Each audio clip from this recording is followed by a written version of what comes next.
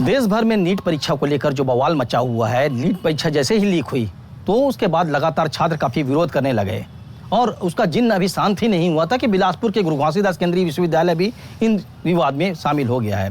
विवाद यह है कि गुरु घासीदास केंद्रीय विश्वविद्यालय के LLB 6वें सेमेस्टर का पेपर जो है लीक हुआ है और ऐसे मामले को लेकर गुरु घासीदास केंद्रीय विश्वविद्यालय प्रशासन ने बड़ा फैसला लिया है। आयोजित की गई जो परीक्षा आयोजित की गई थी, मई महीने में आयोजित की गई थी। बताया जा रहा है कि जिसका पोर्टल था समर्थ पोर्टल, वह उसमें किसी प्रकार की छेड़छाड़ की गई थी, जिसके बाद फैक्ट फाइंडिंग कमेटी बनाई गई थी।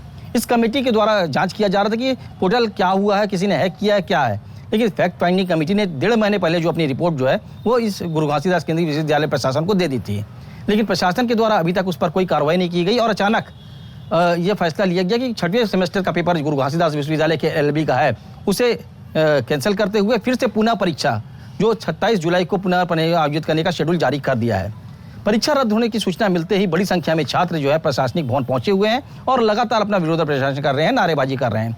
और गुरु घासीदास केंद्रीय विश्वविद्यालय, क्योंकि ये केंद्रीय विश्वविद्यालय है, बड़ा विश्वविद्यालय है, तो छात्र काफी आक्रोशित थे क्योंकि 1.5 महीने जो मई में परीक्षा होनी थी उसकी परीक्षा को अभी जांच के बाद अभी कैंसिल किया गया है, क्योंकि लोग जो है बाहर से आकर रहते हैं, परीक्षा देते हैं। उसके बाद फिर से इस परीक्षा को आयोजन किए जाने पर बड़ी संख्या में यूनिवर्सिटी का घेराव कर रहे हैं और प्रशासनिक भवन के सामने कुलपति कुलसचिव के घेराव करते हुए अपनी मांगे रखी हैं। उनका साफ तौर पर कहना है कि परीक्षा दोबारा लेने को मजबूर किया जाना उचित नहीं है। पेपर लीक की जाँच जो की गई है, गठित जो 5 सदस्यीय टीम थी फैक्ट फाइंडिंग कमेटी, उसके 6 जून को अपनी रिपोर्ट सौंप दी थी। उसके बावजूद भी 1.5 महीने तक किसी प्रकार की कार्रवाई नहीं की गई और अचानक पेपर निरस्त कर दिया गया, परीक्षा निरस्त कर दी गई। इस फैसले को छात्र सवाल उठा रहे हैं। जांच कथित तौर पर सामने आया है, उसमें समर्थ पोर्टल को पहले बताया गया था कि उसे हैक कर लिया गया है, लेकिन अब समर्थ पोर्टल के बजाय बताया जा रहा है कि जो लॉगिंग ID है और पासवर्ड है, इसके जरिए प्रश्न पत्र को निकाला गया था और परीक्षा लीक की गई है। फिलहाल एक बड़ा सवाल ये उठ रहा है कि 1.5 महीने पहले जब रिपोर्ट उन्होंने जाहिर फैक्ट फाइंडिंग कमेटी ने दे दी थी, तो अब 1.5 महीने बाद प्रशासन क्यों जागा है और छात्रों को फिर से परीक्षा लेने की बात क्यों कह रही है।